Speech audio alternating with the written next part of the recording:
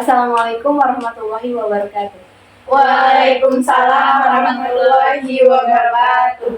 Baiklah teman-teman, di sini saya izin memperkenalkan diri ya. Di sini saya Rina sebagai konselor. Terus, baiklah kita masuk ke tahap sesi selanjutnya ya. Jadi di sini biar kita mulai praktek ini dengan lancar, jadi kita harus berdoa dulu ya. Oke, berdoa mulai. Berdoa selesai. Baiklah teman-teman, di sini biar kita saling kenal satu sama lain, alangkah baiknya kita perkenalkan dulu ya. Kita mulai dari sisi kanan. Silakan. Perkenalkan, nama saya Dwi Andresari. Saya Hani Lestari. Saya Agni Sekarani. Saya Nafitri Wayuti. Baiklah. Baiklah teman-teman. Di sini apakah ada yang sudah pernah melakukan sesi konseling? Belum pernah. Baik, di sini kita akan melakukan konseling kelompok ya. Jadi kalian ada yang ngerti konseling kelompok itu apa? Belum tahu. Yaudah kita jelasin ya. Jadi konseling kelompok itu adalah dimana kita mengatasi suatu masalah dari per anggota. Nanti kita membahas salah satu masalah, terus kita menyelesaikan bersama-sama. Gimana, paham? Paham. Kita masuk ke sesinya ya. Baik, saya akan menjelaskan tentang sesi konseling ini. Sesi konseling ini terdiri 3 asas, yaitu asasnya 1, kerahasiaan, yang mana kerahasiaan ini tidak boleh terbuka ke siapa-siapa kecuali yang ada di sini. Yang kedua, asas kesukarelaan. Di sini asas kesukarelaan adalah di mana kita datang dengan tidak terpaksa. Di sini saya nanya, di sini ada keterpaksaan nggak? Tidak. Baik. Yang ketiga, asas keterbukaan, di mana kita membahas masalah dengan terbuka mungkin. Tidak ada yang ditutup-tutupi ya. Gimana, sudah paham? Paham. Baiklah kita mulai sesinya ya. Dimulai dari siapa namanya? Dwi Andresari. Di sini kita ada masalah apa dengan Dwi? Boleh diceritakan? Gimana ya Kak ya, kadang kalau namanya kan anak kosan tuh suka males gitu loh Kak belajarnya, terus lebih sering main HP, terus kadang ya scroll TikTok gitu kan. Kalau udah main HP ya udah gimana ya, waktu itu kerasa lebih cepet gitu, tiba-tiba ya udah berjam malam aja, terus ngantuk, terus nggak jadi belajar. Itu gimana? Jadi itu tentang malas belajar. Iya. Selanjutnya gimana masalah yang mau diceritakan? Jadi kalau aku masalahnya itu kalau misalnya ada jam kuliah pagi gitu kan, biasanya kan kalau setelah sholat subuh itu suka tidur lagi. Nah kadang 7:30 itu ada jam kuliah. Kadang tuh kalau udah tidur males bangun lagi, males mau mandi, jadi suka ngaret. Tiba-tiba kadang tuh dosennya tuh udah dateng, suka telat, sering telat bahkan. Kalau enggak kadang terus jarak misalnya jam pagi, nah terus 1:30 baru ada jam kuliah lagi. Kadang itu ngambil izin kalau enggak alfa aja saking males masuknya tadi, karena perbedaan jam antara pagi sama sorenya tadi tuh jauh banget. Sedangkan kalau naik ojek kan lumayan kan, kalau harus bolak-balik sampai 4 kali gitu kan. Terus belum lagi kalau misalnya dosennya ada yang dadak gitu kan, ngabarinnya kadang kita udah sampai di kampus, tiba-tiba dosennya baru ngabarin dia mau ada urusan atau rapat gitu kan. Jadinya kan buang-buang duit aja kadang kan, jadinya kan karena uangnya kebuang tadi kan jadi kesel kan, udah capek-capek, udah dandan, udah wangi, udah rapi gitu, sampai kampus dosennya malah nggak jadi dateng. Terpaksa kan kalau mau nunggu lagi jam kuliah selanjutnya kan lama gitu kan, jadinya kan terpaksa kan pulang lagi ke kosan. Itu kan jadinya bikin kesel kan dosennya itu kan, jadi bikin malas belajar lagi. Terus belum lagi kalau misalnya dosennya ngasih tugasnya susah, kadang gak ngira-ngira, padahal kan baru semester berapa gitu kan, harusnya kan jangan susah-susah gitu kan. Belum lagi kan ngaku ya Kak, belum terlalu pintar-pintar amat tadi kan. harusnya kan sesuaiin gitu loh. Belum lagi kalau misalnya sesi presentasi gitu kan, ada apa namanya, kalau presentasi itu kan kayak harus jelasinnya pakai bahasa kita sendiri. Nah itu ada salah satu dosen itu kalau kita jelasin yang baca dari materi kita kayak plong baca aja gitu loh, itu dikomentarin sama dosennya, kamu ini baca atau presentasi katanya. Kalau baca ya orang juga bisa tuh lihat teman kamu tidur, dosennya bilang kayak gitu. Itu dalam hati sebenarnya kesel kan dosen yang ngomong kayak gitu. Harusnya ya gimana, memang sih salah sendiri ya, sebenarnya harus belajar pakai ngomongnya harus bahasa kita sendiri jelasin materinya. Tapi memang salah saya sih kak, soalnya kan harusnya dipersiapin dari jauh-jauh hari kan materinya itu. Terus udah sih kak, itu aja. Oke, berarti akibat dari jarak jadwalnya itu ya. Iya. Selanjutnya siapa dulu? Jadi gini kak, kalau permasalahan saya itu suka ngantuk di kelas. Oh, Jadi kan saya dapat jam itu pagi nih kak. Paginya itu jam 7.15 dan sebenarnya kalau malam itu nggak begadang. Cuma entah kenapa kalau di dalam kelas dan jam pagi dan kalau pas dijelasin dosennya itu ngantuk.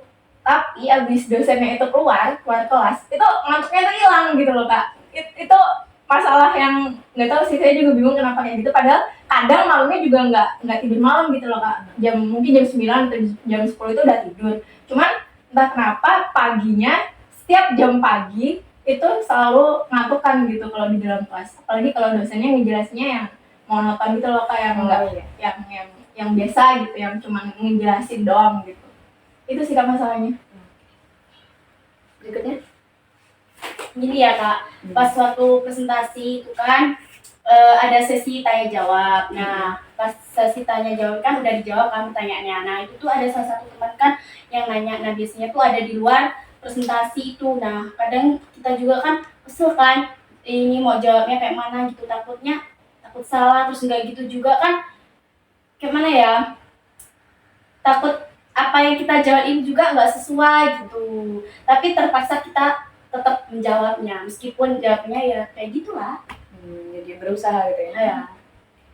Oke, dari sekian tadi kan permasalahan udah beragam ya.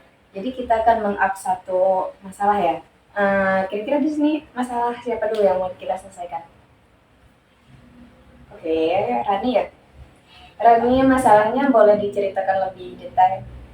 Jadi tadi Rani punya masalah kayak ngantuk gitu kan kak di dalam kelas waktu ada jam kelas pagi, dan itu ini dapat kelas pagi itu jam 7.15.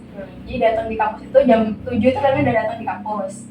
Dosen masuk itu belum ngantuk tuh kak. Dosen masuk itu masih sehat gitu kan. Dosen belum masuk itu masih sehat tuh, masih ceria gitu kan kak. Nah tapi setelah dosen masuk dan dosen ngejelasin, itu entah kenapa tiba-tiba tuh kayak ngantuk gitu loh kak, ngantuk berat banget. Apalagi waktu dosen tuh ngejelasinnya nggak yang apa ya kak, nggak ada komunikasi sama mahasiswa gitu loh kak. Jadi dosennya tuh ngejelasin sendiri gitu, nggak ada interaksi sama mahasiswa. Nah itu bener-bener yang Rani tuh ngantuk banget gitu loh kak. Bahkan walaupun malamnya tuh Rani nggak begadang, ya misal Rani tidur jam 9 lebih awal, itu tetap paginya tuh selalu ngantuk banget kan. Tapi nanti setelah dosennya keluar, setelah dosennya selesai menjelaskan materi, itu ceria lagi gitu kak, nggak ngantuk-ngantuk itu jadi hilang gitu. Itu gimana ya kak? Oh, jadi masalahnya itu cukup formal ya bagi kita anak baru mahasiswa atau sekolah gitu ya. Rasa ngantuk itu.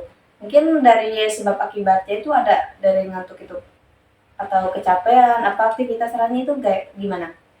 Sebenarnya nggak ada sih, kadang juga cuma Rani di kosan nggak ikut, maksudnya nggak ada kegiatan apapun selain kuliah, pulang, belajar, terus berangkat lagi kuliah. Itu nggak ada sih kak, nggak ada kegiatan yang membuat Rani capek atau stres atau gimana gitu, sebenarnya nggak ada sih kak. Oh, jadi situasi Rani ngantuk itu nggak ada penyebab dari kerjaan, terus begadang, nggak ada? Nggak ada kak. Jadi faktornya itu ya ngantuk aja gitu ya? Iya ngantuk aja gitu kak. Oke, jadi sulit juga ya? Iya.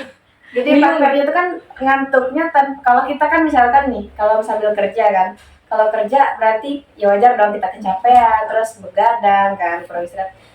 Rani kira-kira bangunnya jam berapa? Kalau misal ini sih lagi sholat jam 4:30 tuh udah bangun sih kak untuk sholat subuh. Itu langsung tidur? Enggak, langsung sholat habis itu ya udah nyiapin apa yang mau dipelajari nanti pagi di kelas gitu sih kak. Enggak tidur lagi. Jadi kalau misalkan mulai tidurnya jam berapa kisarannya? Malam kak. Iya. Malam itu paling malam mungkin jam 11 sih kak. Itu udah ini ya, masuk begadang gitu termasuk. Karena jam normal itu kan jam 9. Jadi mungkin dari faktor salah satunya ya itu ada terjadi kurang tidur ya. Oke. Gimana teman-teman? Siapa tahu ada yang ingin menanggapi masalah Rani?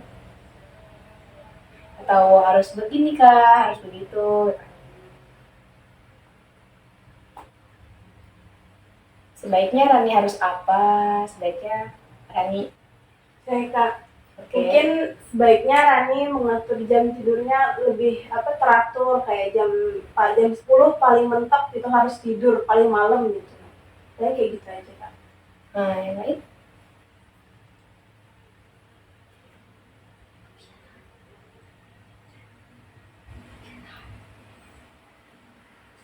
Sudah cukup? Sudah Kak. Oke, jadi di sini dalam sesi konseling ini kita tidak menyarankan ya, kita hanya ingin menyelesaikan masalah yang dihadapi Rani ya. Jadi kesimpulan Rani tadi ngantuk karena nggak ada sebab akibat ya. Jadi bingung juga ya untuk menyimpulkannya gitu kan. Kalau misalkan Rani begadang ya wajar, cuman kok bisa gitu? Mungkin pikiran Rani sedang ini. Enggak sih kak. Nggak ada pikiran yang ngebebanin atau membuat stres tuh sebenarnya nggak ada sih kak. Itu hanya faktor dosennya atau gimana? Mungkin ya kak, soalnya ketika dosen itu keluar ya Rani nggak ngantuk lagi gitu kak. Atau mungkin cara metode dosen menjelaskan ke mahasiswanya itu mungkin yang Rani kurang yang bikin ngantuk tuh mungkin metodenya itu tadi loh kak, yang nggak terlalu interaktif sama mahasiswanya gitu kan. Jadi dosen terlalu monoton gitu menjelaskan materi-materinya. Oh, jadi kalau misalkan dosen itu tidak monoton? Mungkin nggak ngantuk sih kak, karena selalu sama dosen satu ini gitu loh kak yang buat ngantuk tuh kalau pas jam kelas pagi dan ketemu dosen ini gitu kan kak. Nah itu selalu ngantuk. Karena mungkin metodenya itu tadi yang Rani nggak nyampe di Rani gitu, jadi malas juga untuk ngedengerinnya. Jadi mungkin ngantuk gitu kak. Oke, berarti hanya beberapa ya. Jadi faktor ngantuk itu nggak mengganggu gitu ya. Cuman beberapa bawaan dari pembawa materi ya. Mungkin kiranya di sini kakak cuma mengarahkan aja ya. Mungkin ya Rani juga harus bisa keterbukaan sama dosen tersebut sih, biar Rani itu gimana ya, bisa komunikasi, Pak izin gitu. Mungkin mahasiswa di sini kurang ini gitu. Jadi pembelajaran bapak nih bawaannya ngantuk. Adanya komunikasi sih sebenarnya. Jadi yang kedua tuh Rani sebisa mungkin sih mengubah cara dosen penyampaian dosennya itu, karena kan kalau kurang komunikasi dosen itu susah. Dia tuh harusnya gitu ya kan, kita membosankan kan kalau kita ada interaksi sama mahasiswa, jadi kita tuh menarik gitu. Jadi untuk keesokan harinya tuh kita bisa, wah bapak ini masuk lagi nih gitu kan, suasana kita juga beda gitu. Oke teman-teman yang lain tadi sudah menanggapi ya. Jadi kesimpulan Rani untuk sesi konseling ini gimana? Ya nanti Rani coba untuk yang kakak omongin tadi, mungkin ya Rani mencoba untuk komunikasi sama dosennya untuk masalah perihal cara dosen menyampaikan kepada mahasiswanya itu tadi kak. Dan mungkin sedikit dari saran saudari Rani tadi untuk nggak begadang, untuk nggak tidur terlalu malam-malam itu tadi kak. Oke. Jadi Rani gimana perasaannya setelah melakukan sesi konseling? Agak terpecahkan sih kak, pertanyaan kenapa itu membingungkan gitu kak. Tadi awalnya kenapa kok ngantukan gitu, dan sekarang udah nemu sih kenapa dan harus bagaimana gitu.